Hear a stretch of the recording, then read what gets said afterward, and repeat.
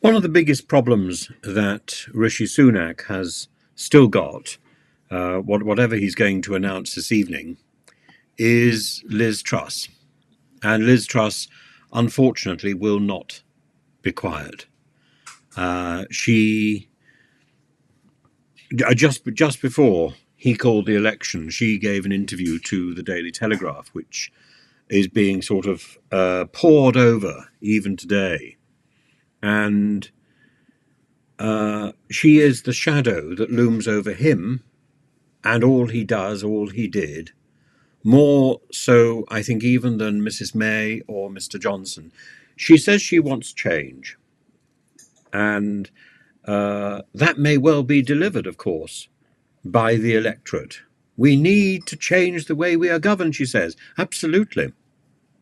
And the contention in my book is that unless we do that, we are not going to deliver the conservative policies the public actually wants, such as controlling immigration, such as getting rid of the impacts of net zero. These aren't policies that the public actually wants. These are policies that she put forward. She wants to abolish net zero targets. That's the thing that Boris put forward and Mrs. May put forward. This dramatic intervention by the Prime Minister, who managed only 49 days in Downing Street. Kwasi Kwarteng, the man with the prodigious package, who managed even less. She says it was wrong, a mistake to get rid of Boris, but surely getting rid of Boris was the way she ended up in power. Nadine would like the sound of that. There's lots of rhetorical questions in her interview. Am I responsible for other people attacking my policies? Am I responsible for the Bank of England to do its job of financial stability? What I won't do, and I'm very clear about that, is I won't take responsibility for the things I don't have power over. Do you remember I'm very clear about that? It was almost in every single sentence that she said, with the hand wagging. I'm very clear about that. I don't have control over my hands. I look like a puppet. I'm very clear about that. Well, she doesn't have power now, does she? But she still has a voice. That little voice in the doom, in the gloom. That little voice in the corner, like a sort of malevolent insect. Like the spirit of Jiminy Cricket gone wrong. And always let your truss be your guide. Put on your truss. It's like the armour of Jerusalem, isn't it? Like something out of William Blake. I put on my truss. My truss is behind me. And Rishi Sunak always has to remember that. She wants Tice and Farage to join the Conservatives. Room on the sinking ship. Share my truss. And in any other situation, a Prime Minister would have problems trying to get a fifth term in office.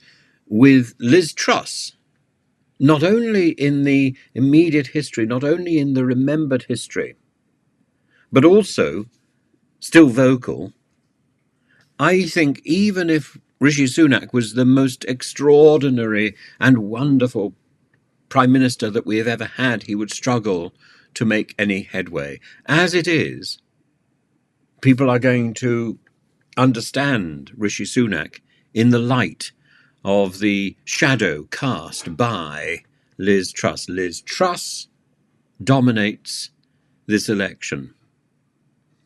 Sunak was installed following the collapse of Liz Truss.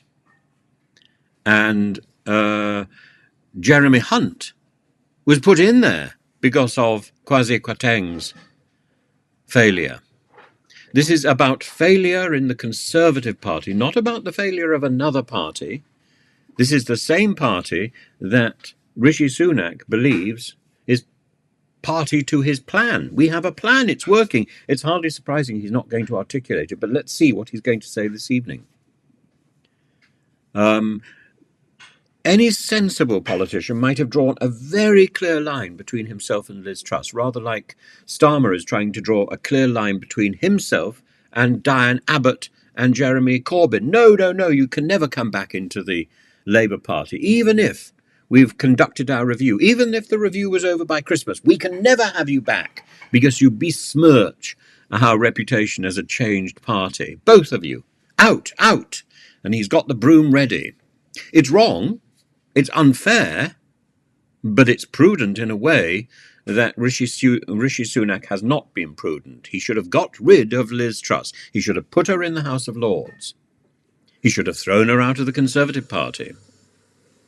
But while she is there, she dominates. She is like an ambush, or at least a bush anyway, a thorny problem growing in the corner of his ever-verdant garden in Richmond. She is a problem. And she will continue to be a problem whether Rishi Sunak serves up national service or whether he dishes up some sort of bribe for pensioners.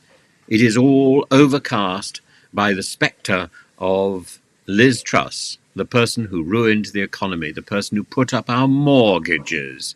Don't forget that. When your mortgage is due to be renewed, don't forget that it's going to be astronomically high because of Liz Truss and because of Kwasi Kwarteng's prodigious package.